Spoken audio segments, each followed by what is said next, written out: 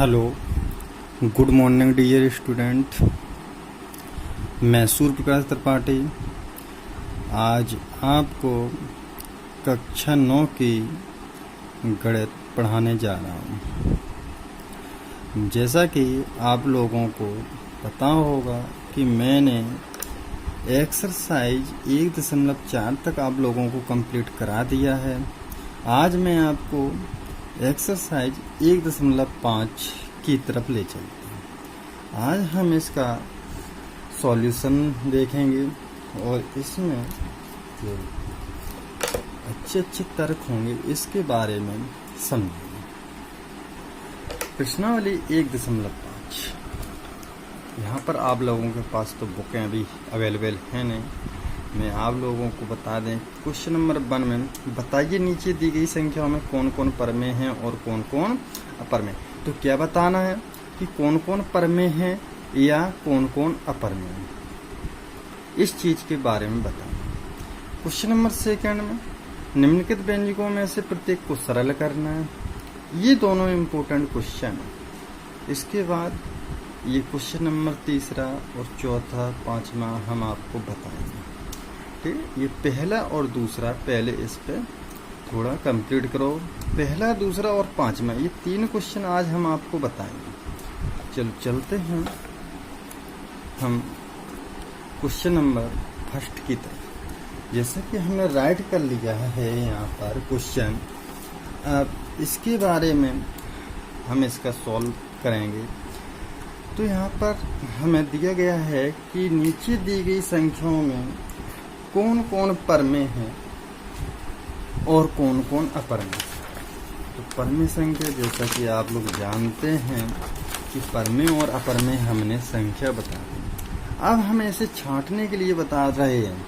तो अगर कोई हमें परमेय संख्या दी गई है, कोई हमें परमेय संख्या दी गई है और अपरमेय संख्या दी गई, क्या दी गई है? परमेय दी गई है और अपरमेय दी गई है। ये दोनों हमें अगर दी गई हैं, क्या परमेय दी गई और अपरमेय संख्या दी गई, और उनके बीच में अगर हमें प्लस मिल जाए, उनके बीच में अगर प्लस मिल जाए परमेय और अपरमेय की संख्या के बीच में, और इनका कोई भी सॉल्यूशन ना हो, तब ये हमारी संख्या क्या होगी? अपरमेय होगी।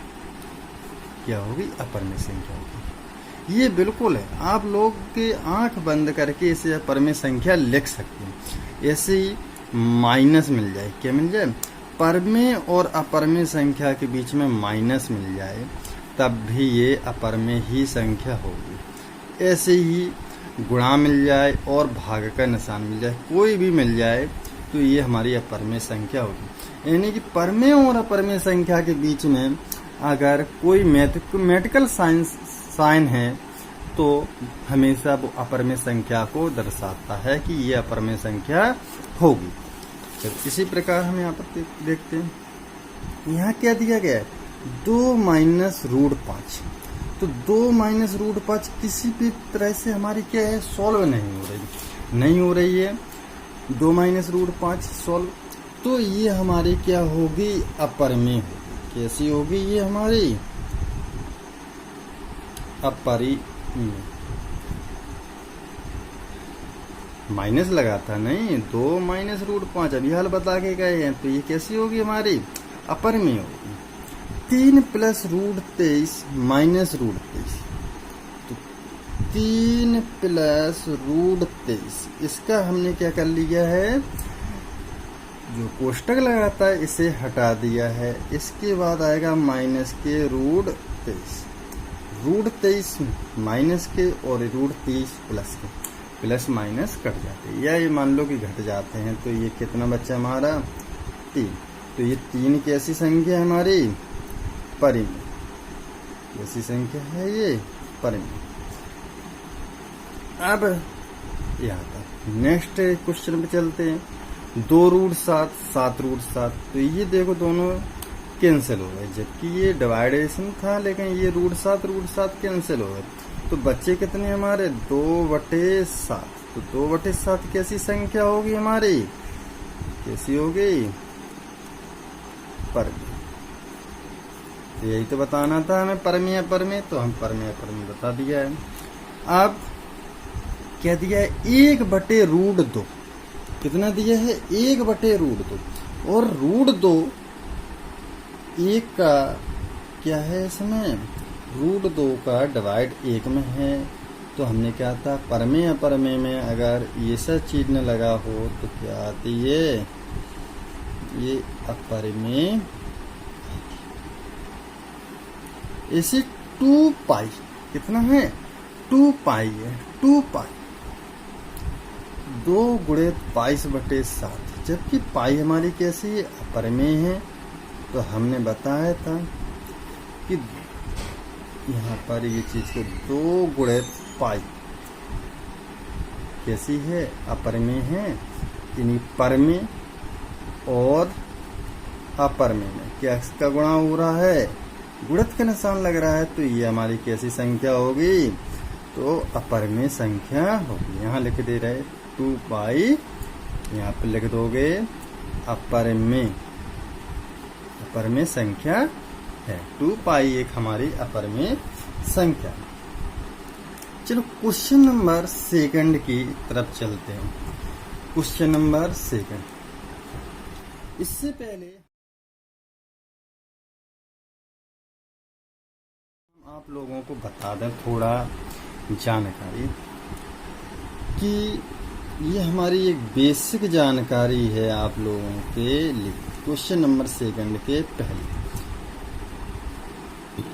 यदि हम सभी को जोड़ घटाना गुणा भाग आते ही हैं, तो अब रूट में गुणा कैसे करते हैं। अगर √2 का गुणा √2 में करना है, हमारा क्या आ जाएगा, √2 2 आ जाएगा। यानी कि कोई भी संख्या अगर रूट में है और उसी संख्या का हम उसी संख्या के रूट में गुणा करते हैं, तो कितना आता है, √2 गुणित √2। हमने जैसा कि किया है, तो इसमें से क्या हो गया, रूट हट गया और केवल 2 आ गए। ऐसे ही केवल रूट में नहीं होती, सारी संख्याओं में होता है। √3 का गुणा √3 में करेंगे तो 3 आएगा। √5 का गुणा √5 में करेंगे तो 5 आएगा। वही संख्या आ जाती है। अब अगर अलग संख्या और √2 गुणित √3 तो क्या आएगा, √6 आएगा। 2 3 6 तो √6, तो इसका गुणा हो जाता है। अगर अलग अलग संख्या है तो इनका केवल गुणा होगा और रूट के अंदर ही होगी। लेकिन एक ही संख्या है, अगर √2 गुणित √2 है तो इसका रूट हट जाएगा, 2 आ जाएगा। √3 गुणित √3 है तो 3 आ जाएगा। √5 गुणित √5 है तो 5 आ जाएगा। इसी के साथ हम इसमें क्वेश्चन नंबर 2 आप लोगों को बता रहे हैं। तो क्वेश्चन नंबर 2 में क्या दिया गया है, प्रश्न 2, निम्नलिखित व्यंजकों में से प्रत्येक को सरल कीजिए। निम्नलिखित व्यंजकों को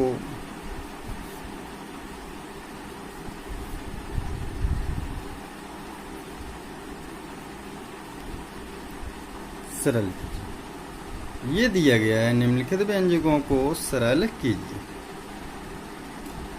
इसी में फर्स्ट क्वेश्चन दिया गया है 3 + √3, 2 + √, ये दिया गया है क्वेश्चन में। तो हम आइए किस प्रकार सॉल्यूशन करते हैं। जैसा कि हमने कक्षा 8 में पढ़ के आए हैं बहुपदीय व्यंजक, यानी कि बहुपदों का कैसे हम जोड़ करते थे, गुणा करते थे। तो ऐसे ही बहुपदों जैसा ही इसमें गुणा करना है। क्या करना है, सबसे पहले इस 2 का गुणा हम इन दोनों संख्याओं में कर लेते हैं। 2 का गुणा सबसे पहले 3 में किया तो कितना आएगा, 2 3 6 आएगा। अब 2 का गुणा सबसे पहले 6 के बाद क्या आ जाएगा, प्लस आ जाएगा। 2 का गुणा √3 में करेंगे तो कितना आ जाएगा, 2 √3 आएगा। 2 का गुणा √3 में, देखो यहाँ पर हमने बताया था कि दोनों संख्याएं कैसी रूट के अंदर, और यहाँ पर एक हमारी पर में है और एक हमारी अपर में संख्या आ रही, इसलिए इन्हें क्या करेंगे 2√3 लिखेंगे। अब क्या करेंगे, जिस प्रकार 2 का गुणा हमने इन दोनों संख्याओं में किया ऐसे ही √2 का गुणा इन दोनों संख्या में करेंगे, तो प्लस लगा लेंगे।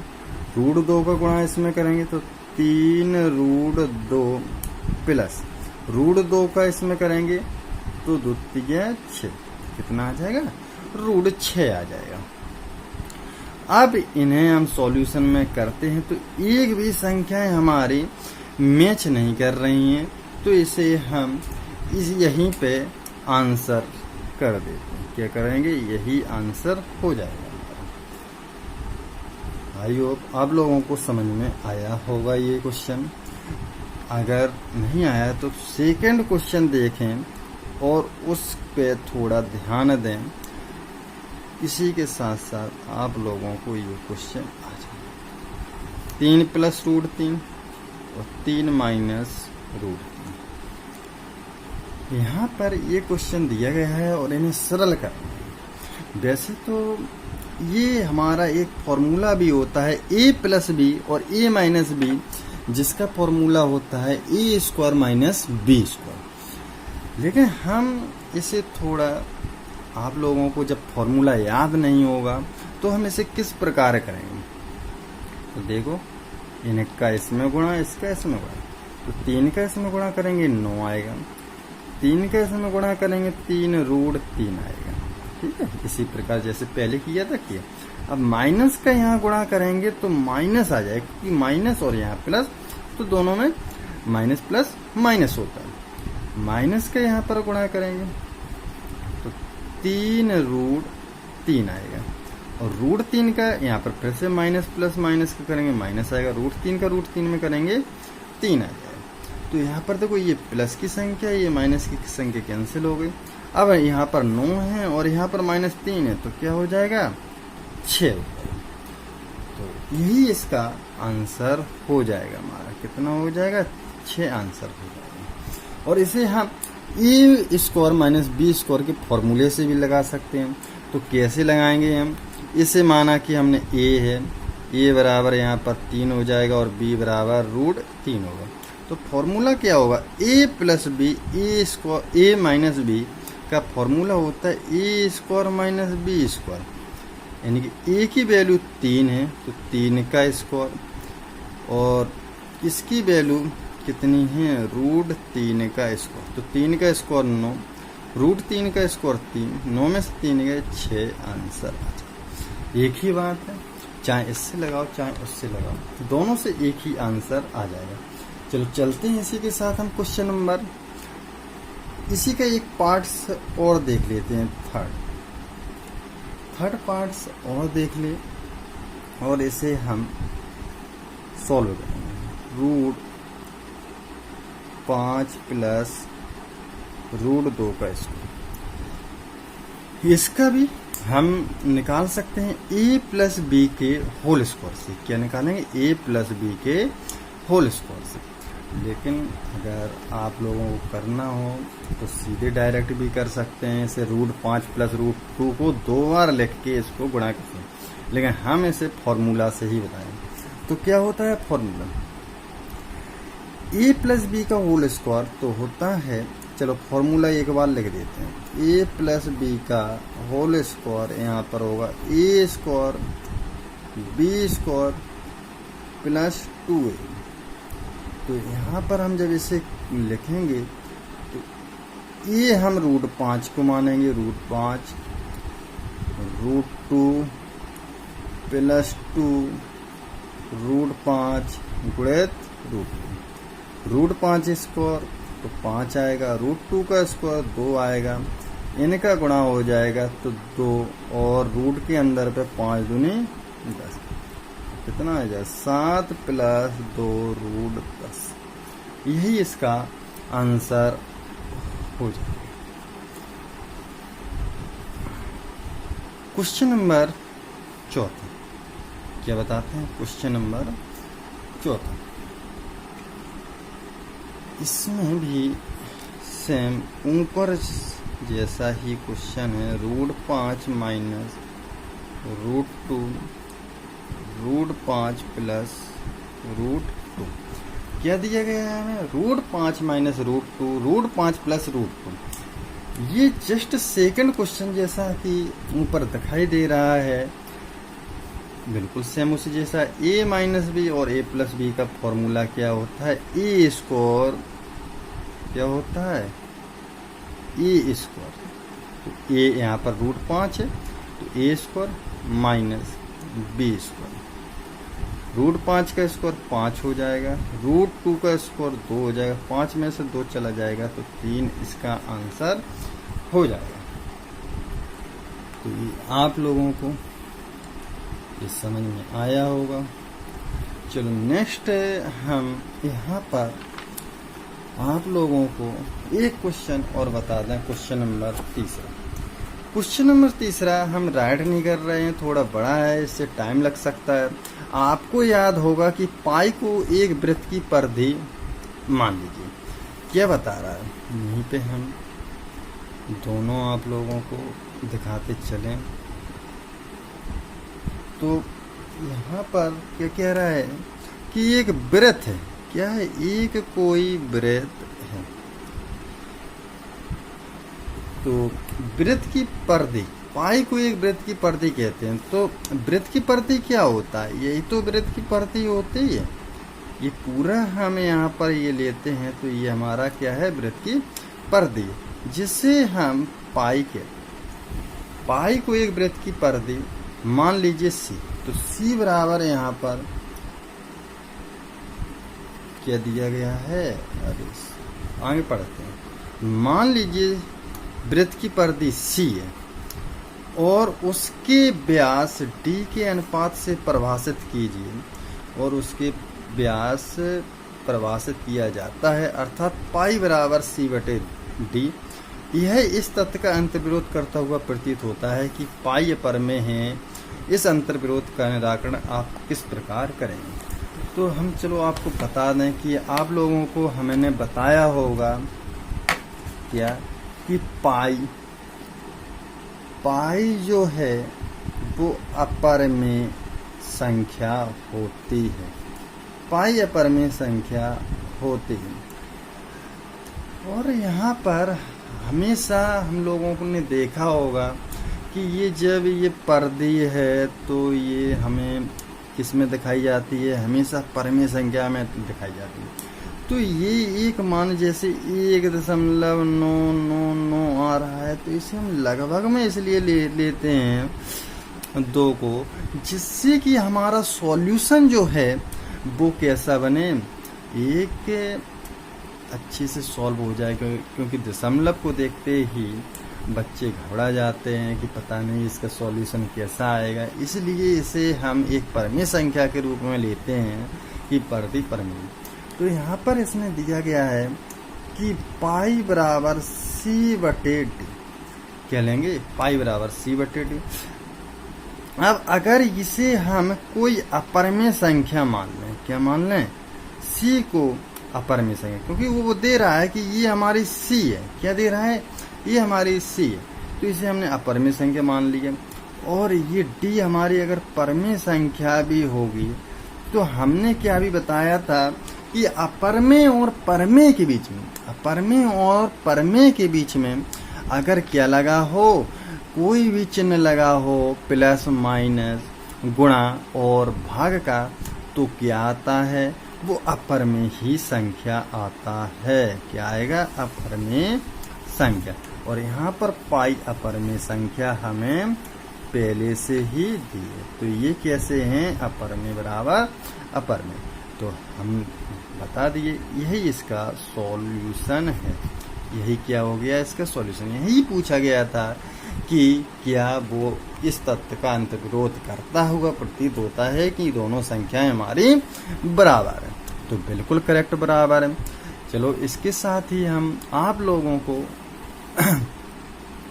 आगे का कल डिस्कस करेंगे। आज के लिए केवल इतना ही। और यदि हमने, जैसा कि आप लोगों को परमानेंट विदित कराया है, कि कोई भी प्रॉब्लम हो तो हमारे किस पे, व्हाट्सएप नंबर पे ज़रूर कमेंट करके बताएं। धन्यवाद।